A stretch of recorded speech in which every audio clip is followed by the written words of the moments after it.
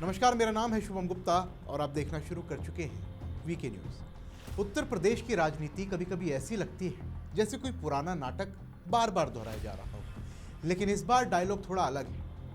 आज समाजवादी पार्टी के राष्ट्रीय अध्यक्ष अखिलेश यादव ने एक प्रेस कॉन्फ्रेंस की, जिसमें उन्होंने कहा कि दोनों डिप्टी सीएम में से कोई भी 100 विधायक लाइए और सीएम बन जाइए। इससे अच्छा ऑफर कहीं नहीं मिलेगा। पहले अखिलेश ये ऑफर केशव प्रसाद मौर्य को बार बार देते थे, अब ब्रजेश पाठक को भी उन्होंने शामिल कर लिया। ये सुनकर आपको क्या लगता है कि क्या ये कोई राजनीतिक चाल है या फिर अखिलेश का हार स्वीकार करने का तरीका? चलिए सबसे पहले आपको बताते हैं कि पूरा मामला है क्या।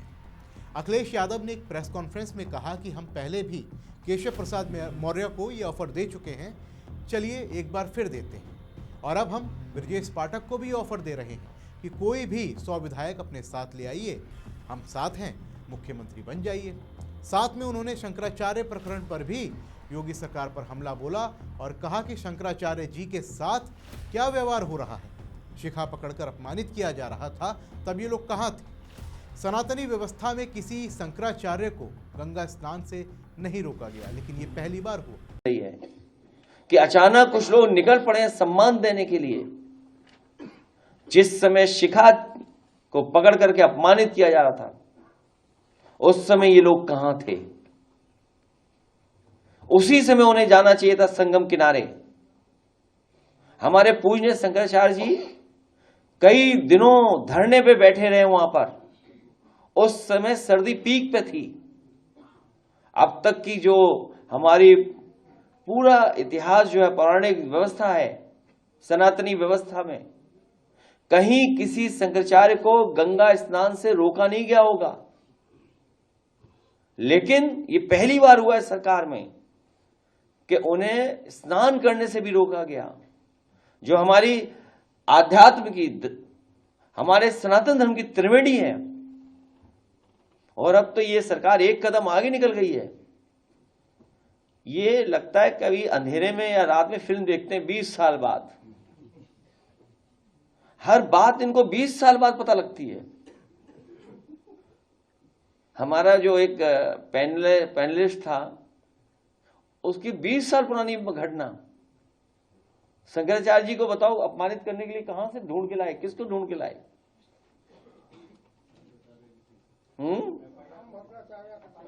हाँ, हालांकि आदरणीय, पूजनीय, सम्मानित आदरणीय राम भद्राचार्य जी के बारे में बोलना नहीं चाहिए कुछ भी, लेकिन अगर उनका चेला है ये, अगर उनका ये चेला है, तो मुझसे गलती हुई है। हमने कभी आदरणीय पूजनीय राम भद्राचार्य जी पर 420 का मुकदमा था, वो वापस लिया था।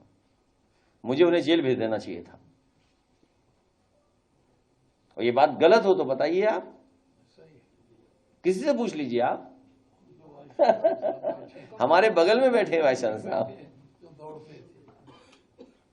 तो ठीक है, कभी कभी विचारों को लेकर के कुछ झगड़े हो जाते हैं, लेकिन आप इस सीमा पर चले जाएंगे कि आप आरोप लगा करके इस तरह का घटिया आरोप लगवाएंगे आप। इसीलिए मैं कह रहा हूं कि ये सरकार बचने वाली नहीं है। जनता ने तो अस्वीकार कर दी है सरकार, अब बस जनता इंतजार कर रही है कि कब वोट डालने का मौका मिलेगा। इसीलिए मैं कह रहा हूं कि जितनी पीड़ा बढ़ेगी उतना हमारा पीडे बढ़ेगा, और ये पीडे के आंदोलन में जुड़ने वालों का मैं एक बार फिर आभार और धन्यवाद देना चाहता हूं।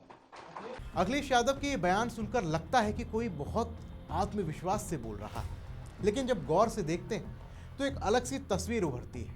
वो तस्वीर जिसमें हार पहले से ही स्वीकार कर ली गई है, यूपी चुनाव से बहुत पहले। आइए सबसे पहले 100 विधायक वाली बात को एक बार समझते हैं। क्या है ये ऑफर?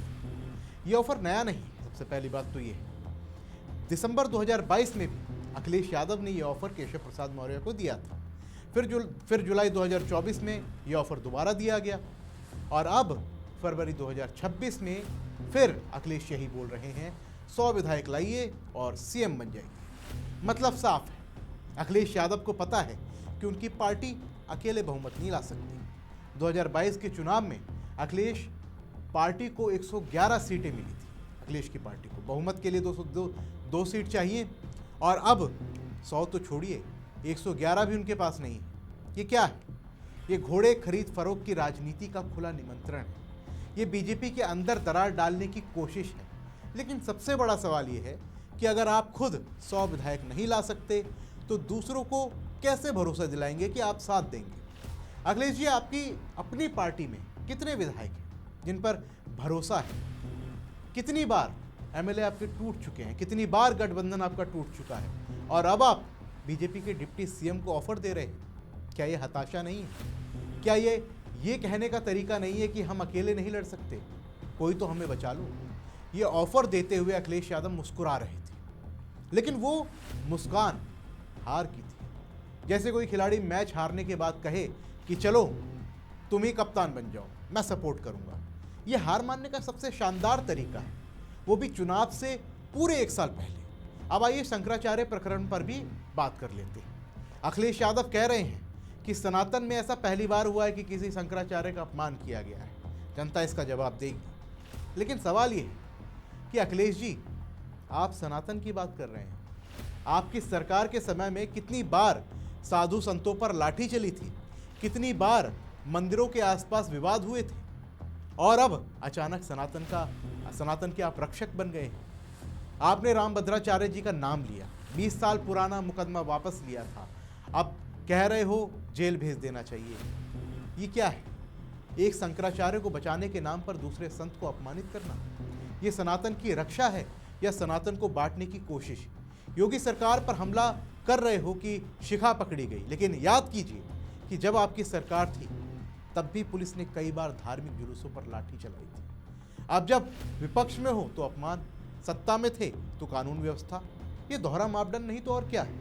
और सबसे दिलचस्प बात कि आप तो पीडीए की बात करते हो, पिछड़ा, दलित, अल्पसंख्यक, लेकिन शंकराचार्य प्रकरण में आप हिंदू वोट बैंक को भी साथ देने की कोशिश कर रहे हो। पीडीए में हिंदू कहाँ फिट हो रहा है?